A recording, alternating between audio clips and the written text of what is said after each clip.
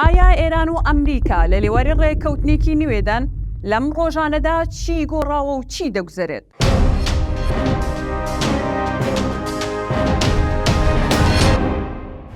جارێکی تر بازاڕی هەواڵ و دەنگۆی دانوستان و ڕێککەوتنی نێوان ئێران و ئەمریکا گەرمە. زۆرێک لە میدیاکان بەتایبەت میدیاکانی ئێران و ئیسرائیل ڕۆژانە هەواڵی نوێ سەبارەت بە ڕێککەوتنی نێوان ئێران و ئەمریکا بڵاو دەکەنەوە.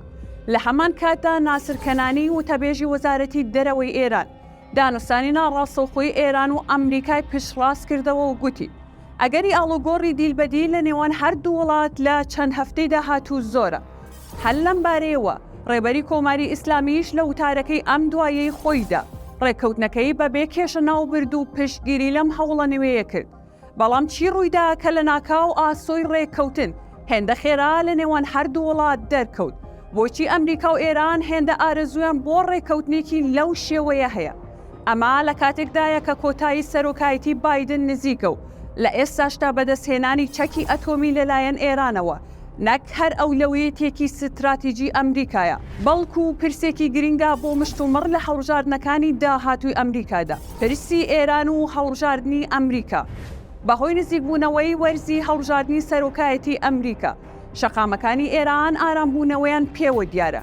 حکوومەتی بایدن کە هەمیشە بژاردەی دیپلۆماسی لە بژاردەکانی دیکەی سەر مێزەکەی پێ باشتر بووە، دەیەوێت بە ڕێکەوتنێکی کاتی کێشەی ئێران بۆ دوای هەڵبژاردن دوا بخات. فشارەکان چیتر بەهایان نەماوە بۆ سەر ئێران، گەمارە و ئابوووریەکان.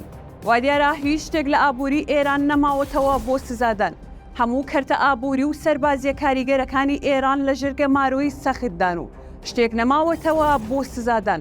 فشاری سیاسی لە سەردەمی باراک ئۆبامادا ئەمریکا توانی زۆرینەی وڵاتان لەوانە چین و رووسیا لە گوشاری سیاسی و ئابووری بۆ سەر ئێران لەگەڵ خۆی هاوڕا بکات.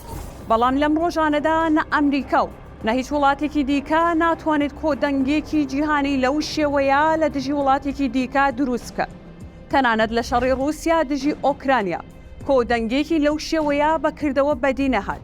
گوشاری سیاسی ئەوروپا و ئەمریکا کاریگەریەکی ئەو تۆی لەسەر کۆماری ئیسلامی نییە، چونکە پەیوەندی سیاسی لە نێوانیاندا زۆر نییە و ئەو گوشارانە بەکردەوە تەنیا لەسەر سەرنج و لێدوانی سیاسیدا سنووردارە. ئەوەی جێی باسە ئەوەیە ئایا سەرکردەکانی ئێران و ئەمریکا دوجار دەستکەوتی سیاسی ڕێکەوتنێکی وا سنووردار قبوڵ دەکەن؟